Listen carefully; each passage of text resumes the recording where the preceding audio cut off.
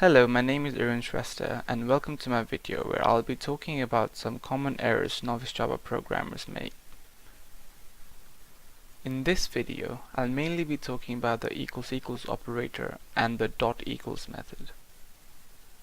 Here we have a simple program which is based on the idea of creating an account for a website. For our example, in class main we have three string variables named name, password1 and password2.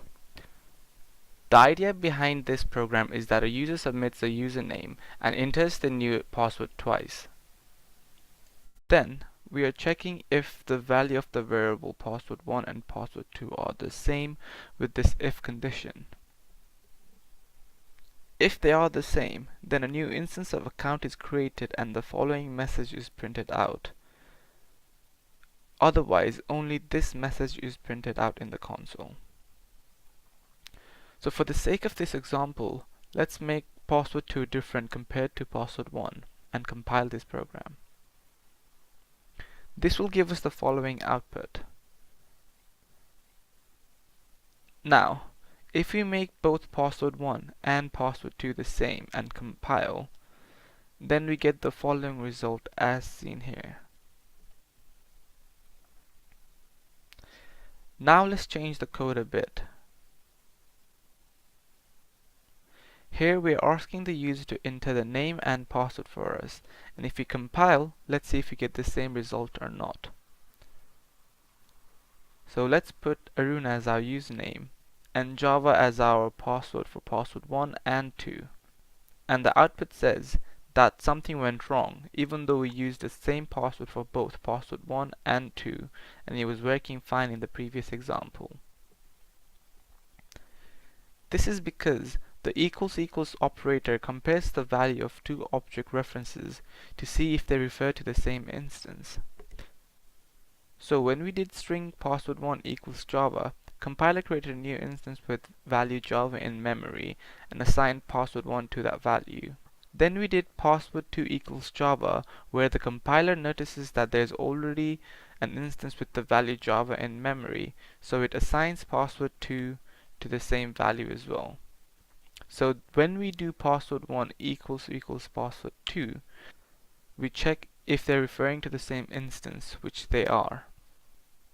But in our second example, both of these lines create a new string instance depending on what the user inputs for password1 and 2 are. Therefore, both password1 and 2 are not referring to the same instance. Here, even though the compiler did not give us any errors when we compiled it, during runtime the program did not behave as we expected it to. One of the ways you can fix this is if you use dot equals. So instead of doing password1 equals equals password2, what we can do is say password1 dot equals password2. What dot equals actually does is that in terms of string instances, it compares the content of the instance. So here, doing password1 equals password2 checks if the contents of password1 is the same as the contents of password2, in this case it being Java and Java. So now if we run this and then username Aaron Java and Java, we get an output that says account created, because now when it checks for equality here, the contents of password1 is the same as the contents of password2. In Java, the general rule of thumb is to use the equals equals operator when you're dealing with primitive data types such as boolean, int, float, and so on. But when dealing with object instances, it is better to use dot equals method. This is because you can override the dot equals method to fit your needs better. Now, let's take another example where someone might make a mistake which the compiler does not point out. Here we have a program with class student, which is very similar to the ones from the previous video. The difference is that for this example, we have a Boolean attribute called result, and another method which checks if the result is true or false and then prints whether the student has passed or failed.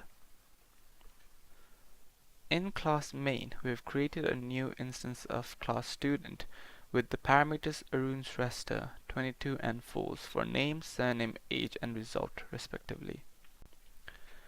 Then we're invoking the getResult method for the student we just created. So, when we compile this program, we expect the output to say that the student has failed. But it says that the student has passed, which is not the behavior we expected, and the compiler again did not point out any errors. So let's take a look at our method itself. The issue lies in line 29, where we have written down if result equals true. What this does is it sets the value of result as true, instead of checking whether the value of result is true or false. This does not give any error during compiling, but it makes the program behave in an unexpected manner. Instead of the assignment operator equals, we should have used equal operator, like so. Now, if we compile this, we get the result that we were expecting.